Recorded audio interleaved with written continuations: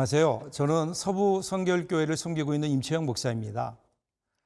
다람쥐가 이 겨울이 다가오면 도토리를 찾아서 입에 물고는 그것을 먹지 않고요. 겨울에 먹으려고 땅에 묻어둔다고 합니다. 묻은 후에는 하늘을 한번 쳐다보는데 그 이유는 어디에다 묻었는지 그 지점을 확인하기 위해서랍니다. 그런데 흘러가는 구름을 고정점으로 여기고 묻어놓기 때문에 결국 다람쥐는 그 도토리를 못 찾죠. 그럼 그 도토리는 어떻게 될까요? 다른 동물들이 이 다람쥐가 묻어놓은 도토리를 찾아서 먹고는 겨울을 난다고 합니다. 그러니까 다람쥐의 바보스러움이 많은 다른 생명들을 살리는 거죠. 우리 그리스도인의 삶이 이런 삶이어야 되지 않을까요? 이런 마음으로 오늘 사무엘하 1장 1절부터 16절까지를 함께 보겠습니다. 사무엘하 1장 1절에서 16절 말씀입니다. 사울이 죽은 후에 다윗이 아말렉 사람을 쳐 죽이고 돌아와 다윗이 시글락에서 이틀을 머물더니 사흘째 되는 날에 한 사람이 사울의 진영에서 나왔는데 그의 옷은 찢어졌고 머리에는 흙이 있더라. 그가 다윗에게 나와 땅에 엎드려 절하매 다윗이 그에게 묻되 너는 어디서 왔느냐 하니 대답하되 이스라엘 진영에서 도망하여 왔나이다 하니라. 다윗이 그에게 이르되 이 일이 어떻게 되었느냐 너는 내게 말하라. 그가 대답하되 군사가 전쟁 중에 도망하기도 하였고 무리 가운데 엎드러져 죽은 자도 많았고 사울과 그의 아들 요나단도 죽었나이다 하는지라. 다윗이 자기에게 알리는 청년에게 묻되 사울과 그의 아들 요나단이 죽은 줄을 네가 어떻게 아느냐. 그에게 알리는 청년이 이르되 내가 우연히 길보아 산에 올라가 보니 사울이 자기 창에 기대고 병거와 기병은 그를 급히 따르는데 사울이 뒤로 돌아 나를 보고 부르시기로 내가 대답하되 내가 여기 있나이다 한즉 내게 이르되 너는 누구냐 하시기로 내가 그에게 대답하되 나는 아말렉 사람이니이다 한즉 또 내게 이르시되 네 목숨이 아직 내게 완전히 있으므로 내가 고통 중에 있나니 청하건대 너는 내 곁에 서서 나를 죽이라 하시기로 그가 엎드러진 후에는 살 수 없는 줄을 내가 알고 그의 곁에 서서 죽이고 그의 머리에 있는 왕관과 팔에 있는 고리를 벗겨서 내 주께로 가져왔나이다 하니라. 이에 다윗이 자기 옷을 잡아 찢음에 함께 있는 모든 사람도 그리하고 사울과 그의 아들 요나단과 여호와의 백성과 이스라엘 족속이 칼의 죽음으로 말미암아 저녁 때까지 슬퍼하여 울며 금식하니라. 다윗이 그 소식을 전한 청년에게 묻되 너는 어디 사람이냐. 대답하되 나는 아말렉 사람 곧 외국인의 아들이니이다 하니 다윗이 그에게 이르되 네가 어찌하여 손을 들어 여호와의 기름 부음 받은 자 죽이기를 두려워하지 아니하였느냐 하고 다윗이 청년 중 한 사람을 불러 이르되 가까이 가서 그를 죽이라 하매 그가 침에 곧 죽으니라. 다윗이 그에게 이르기를 네 피가 네 머리로 돌아갈지어다.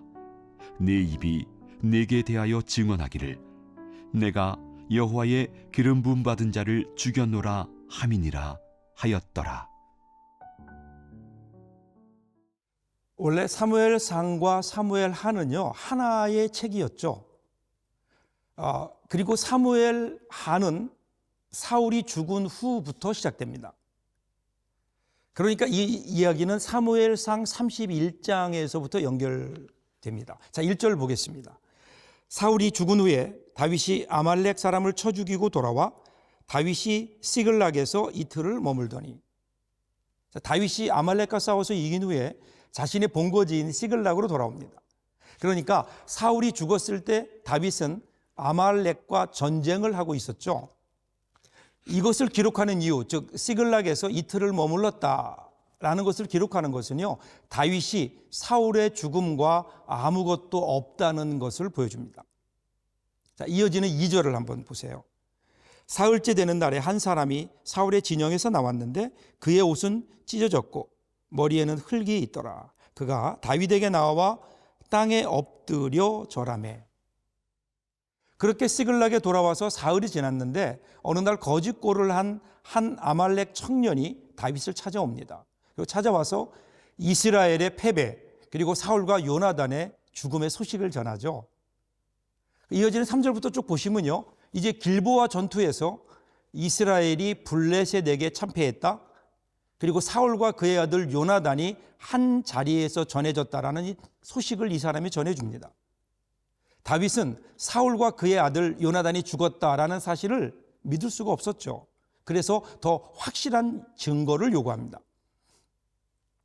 그랬더니 6절부터 보시면요, 이 아말렉 청년이 사울이 죽었다는 것을 증명하기 위해서 3가지 증거를 제시합니다. 첫 번째는 전쟁의 상황을 자세하게 구체적으로 묘사하죠. 두 번째는 자신이 당시 죽어가던 사울을 직접 죽였다고 고백하고요. 그리고 마지막 3번째로 사울의 왕관과 팔에 있는 고리를 가져와서 확실한 물적 증거를 보여줍니다. 그런데 흥미로운 사실은 이 아말렉 청년의 설명이 사무엘상 31장에 나온 사울이 어떻게 죽었는가에 대한 설명과는 상당히 다릅니다. 길보아 전투에서 패한 사울은 자기가 블레셋 사람, 즉 이방인에게 죽임을 당하는 것이 수치스럽게 여기죠. 그래서 스스로 자살을 선택했다, 이렇게 기록되어 있는데, 이 아말렉 청년은 자신이 우연히 길보아 산에 갔다가 누군가가 불러서 가보니까 그 사람이 사울이었고 이미 죽기 직전이었고 회생 불가능해 보였기에 사울이 죽여달라고 해서 자신이 죽였다. 그리고 그 사울에게 있었던 왕관과 팔에 있는 고리를 벗겨가지고 왔다, 이렇게 얘기합니다. 길보아 산에서 블레셋 땅 시글락까지는 3일 길이에요. 먼 거리죠. 그런데 이 아말렉 청년이 왜 그 왕관과 팔찌를 가지고 다윗을 찾아왔을까요? 아마도 이 청년은요, 당시의 정세를 훤히 읽고 있었던 것으로 보여집니다. 사울이 죽었다 그러면 사울의 죽음을 가장 기뻐할 사람이 다윗이라고 생각했죠. 왜냐하면 이제 사울의 뒤를 이어 이스라엘의 왕이 될 사람은 다윗이었기 때문에. 그래서 그렇게 다윗의 나라가 세워지면 자신의 공이 인정되어서 큰 상을 얻을 수 있다라는 이런 기대를 가지고 온 것으로 보여집니다. 결국 이 아말렉 청년은 우연히 길보아 산에 간 것이 아니라 전쟁터에 몰래 숨어 들어가 있다가 전사자들의 몸에서 감 나가는 물건들을 훔치기 위해 갔던 것이고, 이미 죽어 있었던 사울의 왕관과 팔찌를 훔친 후에 적당하게 꾸며낸 이야기였을 겁니다.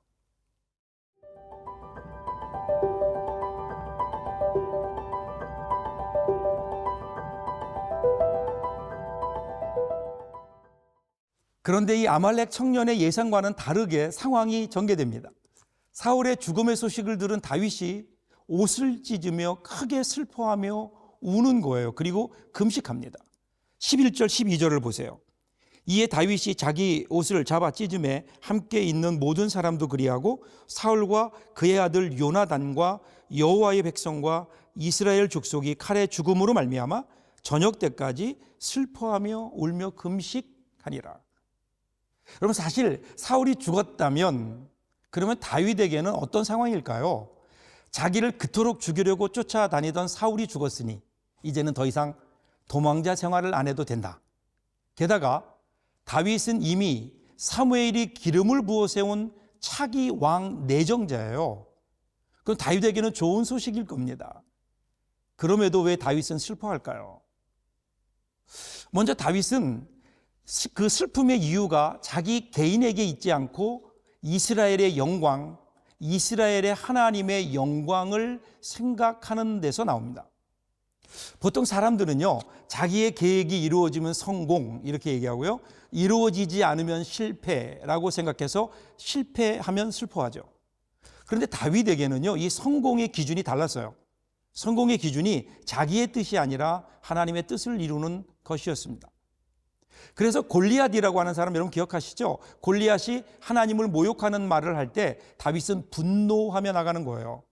왜냐하면 하나님의 영광이 공격을 당했기 때문이죠. 자, 이어지는 14절 15절을 보세요. 다윗이 그에게 이르되 내가 어찌하여 손을 들어 여호와의 기름 부음 받은 자 죽이기를 두려워하지 아니하였느냐 하고 다윗이 청년 중 한 사람을 불러 이르되 가까이 가서 그를 죽이라 하매 그가 침에 곧 죽으니라. 보상을 기대하고 죽음을 알렸던 청년은 죽음이라는 뜻밖의 보상을 받습니다. 여호와의 기름 부음 받은 자를 죽이는 것은 그에게 기름 부은 여호와를 두려워하지 않는 것이라는 다윗의 생각 때문이죠. 하나님 나라는 인간에 의해서 만들어지거나 없어지거나 하는 것이 아닙니다. 하나님이 세우신 것은 하나님이 하신다는 것, 철저히 하나님의 주권을 인정하는 표현입니다. 다윗의 슬픔의 첫 번째는요, 하나님의 영광이 떨어졌기 때문입니다. 또 하나, 다윗은 사람을 귀히 여길 줄 아는 사람이었어요.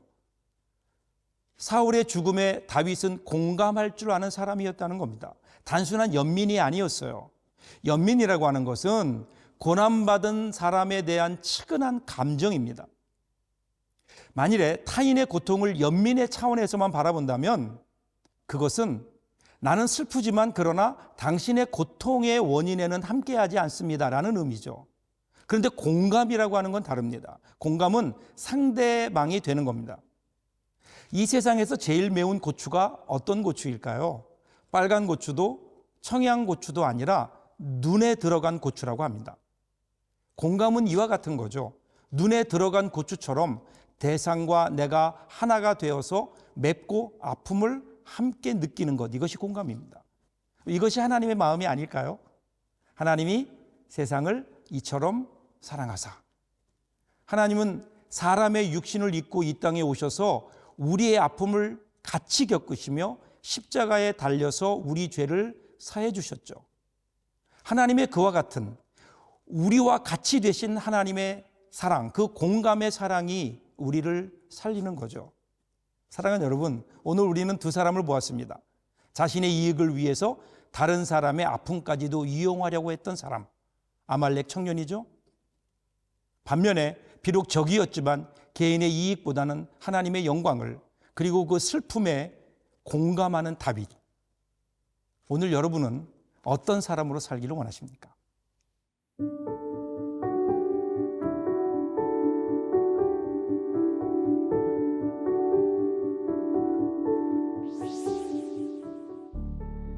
하나님 아버지, 다윗처럼 자신의 유익이 아니라 하나님의 영광을 구하며 살게 하시고 나의 이익을 위하여 다른 사람의 불행을 즐거워하거나 이용하지 않고 섬기고 사랑할 수 있도록 하나님의 말씀을 믿고 따르는 자가 되게 하여 주옵소서. 예수님의 이름으로 기도드립니다. 아멘.